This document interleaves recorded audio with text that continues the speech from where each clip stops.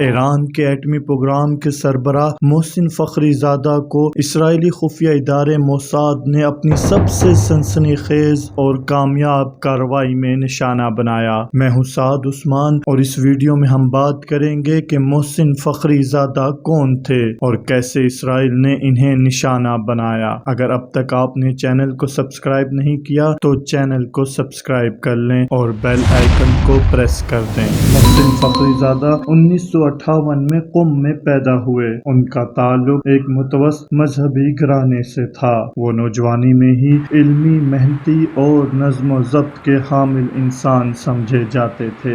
انہوں نے ابتدائی تعلیم مدرسہ ملی شریفی قم میں حاصل کی اور ثانوی تعلیم مدرسہ کریمی میں مکمل کی۔ انہیں ریاضی اور فزکس میں خاص دلچسپی تھی۔ انہوں نے دبیرستان حکیم نظامی قم سے ریاضی اور فزکس میں ڈپلومہ حاصل کیا۔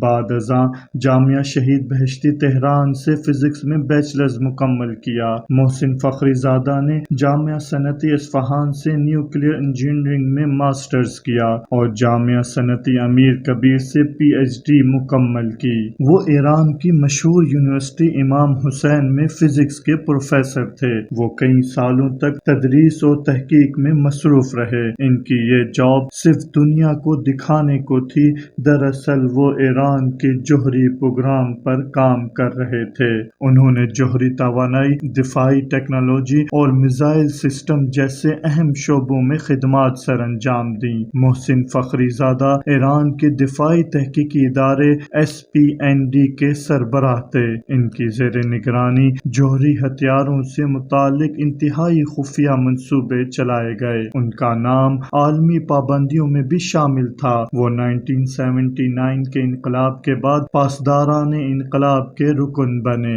محسن فخری زادہ کے بارے میں ایران اس قدر رازداری رکھتا تھا کہ لوگوں کو ان کے بارے میں کچھ معلومات نہیں تھیں۔ یہاں تک کہ ان کی تاریخ پیدائش اور جائے پیدائش سے بھی لوگ واقف نہیں تھے۔ ان کی صرف کچھ الگ الگ تصاویر ہی دستیاب تھیں۔ ان کا نام ڈاکٹر حسن محسنی کے طور پر استعمال کیا جاتا رہا۔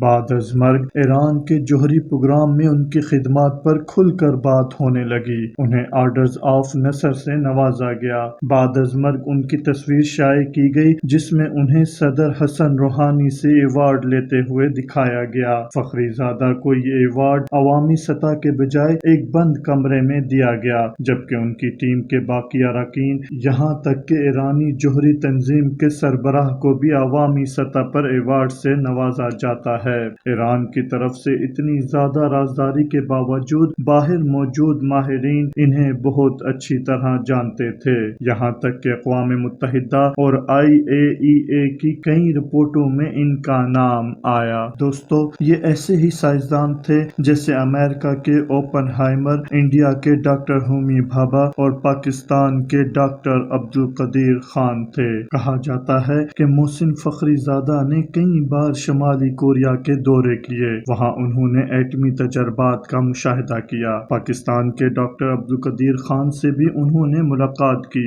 روسی اور چینی سائنسدانوں سے بھی ان کی ملاقاتوں کی خبریں ہیں۔ نیو یارک ٹائمز کے مطابق فخری زادہ کے بیٹوں میں سے ایک کا کہنا ہے کہ ایرانی انٹیلیجنس کے پاس اطلاعات تھیں کہ اس روز ان کے والد کو قتل کرنے کی کوشش کی جائے گی۔ انہیں گھر سے باہر نہ نکلنے کا مشورہ بھی دیا گیا، لیکن فخری زادہ نے اپنی سیکورٹی ٹیم کے مشورے پر عمل نہیں کیا۔ حملے کے روز یعنی 27 نومبر 2020 کے دن محسن فخری زادہ اپنی گاڑی خود چلا رہے تھے۔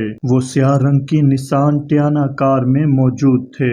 گاڑی میں ان کے ساتھ بس ان کی اہلیہ موجود تھیں۔ ان کے محافظ ان کے سامنے دوسری گاڑی میں سوار تھے۔ تہران کے مضافات لگ بھگ تہران سے 40 میل مشرق میں انہیں نشانہ بنایا گیا۔ حملے کے مقام پر ایک نیلے رنگ کی نسان پک اپ کھڑی تھی۔ پک اپ کی آڑ میں مشین گن چھپی تھی جو سیٹلائٹ سے منسلک تھی۔ قریب ہی ایک اور کار کھڑی تھی۔ محسوس یوں ہوتا تھا کہ اس کار میں کوئی خرابی ہے، لیکن دراصل اس کار میں کیمرے لگے تھے۔ ان کیمروں نے 3/4 میل پہلے ہی تصاویر سے کنفرم کر دیا کہ کار میں محسن فخری زادہ ہی ہیں۔ جب فخری زادہ کی کار مشین گن کی رینج میں آئی تو کمانڈ ملتے ہی مشین گن نے تیز 13 راؤنڈ فائر کیے۔ مشین گن نے فخری زادہ کے چہرے کو نشانہ بنایا۔ محسن فخری زادہ کے ایک محافظ حامد اصغری حملے کے وقت فخری زادہ پر کود پڑے، جس کی وجہ سے وہ بھی گولیوں کا نشانہ بنے۔ فخری زادہ کو فوری طور پر ہیلی کاپٹر کے ذریعے ہسپتال لے جایا گیا، مگر شام 6:17 پر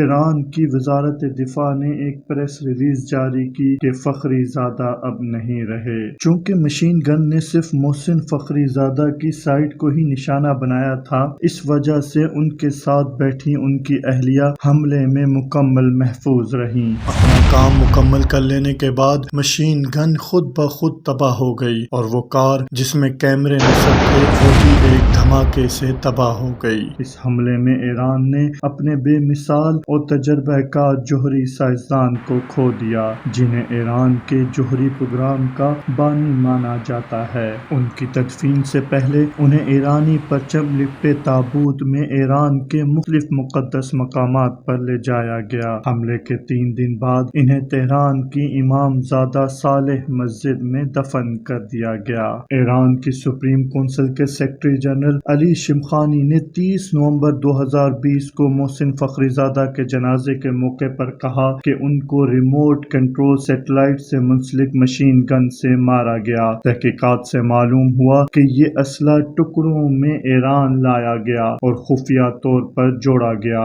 BBC نیوز کے مطابق یہ کام تقریباً 20 افراد کی ٹیم نے 8 ماہ میں سر انجام دیا۔ وہ فخری زادہ کے ہر قدم پر نظر رکھتے تھے۔ ان پر کس حد تک نظر رکھی جا رہی تھی اس کے بارے میں بتاتے ہوئے ایک ایجنٹ نے کہا کہ ہم اس آدمی کے ساتھ سانس لے رہے تھے، اس کے ساتھ جاگتے تھے، اس کے ساتھ سوتے تھے۔ اسرائیل کے سابق موساد چیف یوسی کوہن نے 2021 میں ایک انٹرویو میں اس حملے میں موساد کے کردار کی غیر رسمی تصدیق کی۔ اس حملے نے ایران کے جوہری پروگرام کے حوالے سے بین الاقوامی سطح پر تناؤ کو مزید بڑھا دیا۔ ایرانی پارلیمنٹ نے اس واقعے کے بعد ایک بل منظور کیا جس کے تحت جوہری تنصیبات کی نگرانی کے لیے بین الاقوامی ایجنسیوں کو مزید محدود کر دیا گیا۔ اس واقعے کے بعد ایران نے کچھ اہم گرفتاریاں اور سزائیں جاری کیں، لیکن ملک کی اتنی اہم شخصیت اور اب اسرائیل کا پھر سے 15 کے قریب جوہری سائنسدانوں کو نشانہ بنانا